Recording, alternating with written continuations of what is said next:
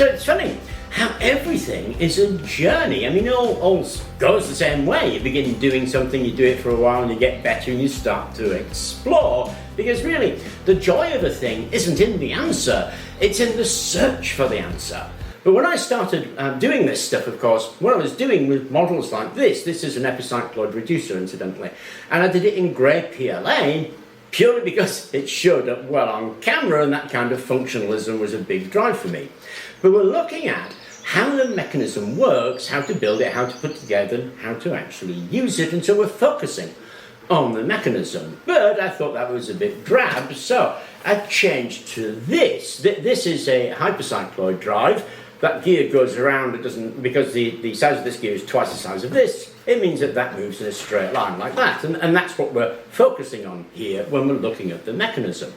But in terms of the design, this clean, chunky white, I really like, actually. It has kind of like a, I don't know, it's just really clean, and I like that about it. But I was told that it was hard to see the mechanism and pick out the parts from a finished model when it's all white. So sometimes what I do is something like this, where we've got this kind of primary multicolour model, and this one is a differential done with pin and lantern gears like Da Vinci. And doing that means we can focus on the separate sections in terms of their colour and get a better idea of how that actual mechanism functions and how we put it together. So I started doing that, but I would say that they're not particularly decorative, and they're not quite like that on the mantelpiece, but that looks a little bit like a child's toy, and having them there is not as cute as a finished model in other materials or other styles would be. Now, years ago, when I had a bigger workroom, a lot more tools, I used to make things like this. This is a Scotch yoke made in wood, and what we've got here is a piston and crank made in wood, and they're obviously years old, you can tell by the dust, and they sit on the shelf, and I think they're objects of beauty. So, how to turn something like this into a finished model that would be decorated so that you could present it and be pleased with having it on your mantelpiece. Now, I'm a fan of something called steampunk. Steampunk is a design style that sort of takes Victorian inspiration and looks at future and old inventions and remakes them in a kind of Victorian way. So it's not like Victorianism where you're worshipping the Victorian era. It's where you're taking Victorian design and style and values and transporting it into the future in kind of a what-if sort of way. Now, I'm a huge fan of that. I love that kind of design, but of course, I'm not really that much of an artist, and so it's challenging to be able to replicate that because you have to be pretty good at painting. Once you've finished your model, you have to actually decorate it and decorate it as if it had been used and as if it came from the Victorian era. And that can be a little bit of a challenge until I came across these things. These are pretty awesome, actually. What they are metal flakes in wax. What you do with them is rub them lightly on your model and they transform the model.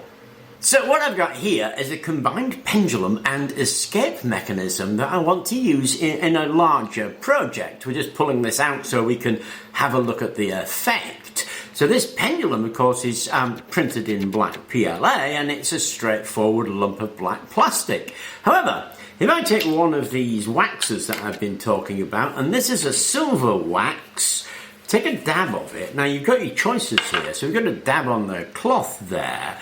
If I apply a little bit like that, and then rub that over, what I get is a kind of metallic sort of finish to it, where it looks like steel. Now, the heavier I put on, the more silvery it is, of course. The lighter I put on, then the more sort of surface coat damaged it is. Once you put it on, give it a good rub, and you'll get this kind of metallic sort of steel effect that I think looks really great. And so we're going to apply that to the whole of the pendulum. So here it is finished, and there's only really 3 parts. There's this star-shaped wheel here, the backing plate, and then that combined horseshoe stroke pendulum that we're looking at. And I've done the backing plate and the pendulum in this kind of silver, and of course in this kind of gold. Now, I bought these. I'm not getting paid to promote them, just for full disclosure. I just want to show how they can be used to make a decorative finish. And very often, the problem with printing in plastic is it's very even. Even these sort of bronze colours and gold colours, they still look plastic.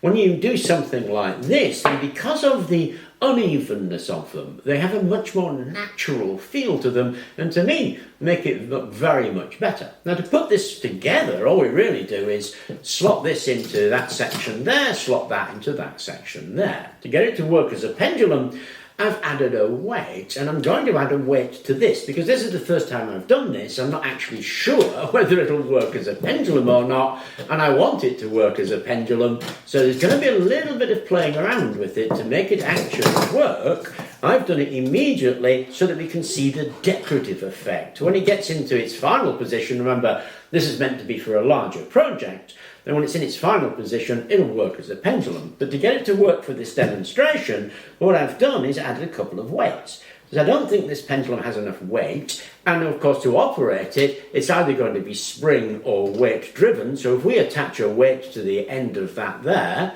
then as the weight drops, it's going to force that, and the pendulum will time that mechanism. So that's what we're doing with it. So if we hold that there and give that a nudge, there we go. Our pendulum is actually starting to keep time. As I say, there's a bit of playing around to do with that. But the point of this one is the finish that we've put on it. Now, I quite like this sort of industrial worn metal look because for me, that's the essence of steampunk decoration. And it turns out that doing something with steampunk decoration is little more than rubbing these on the surface, which gives you a nice surface. Now, I'm sure that there are plenty of people far more artistic than me who'll do a much better job, and I'm certainly going to explore it to see what we can actually do with that. Because in terms of finishing a project, rubbing on a bit of sparkly wax is a hell of a lot easier than painting something up.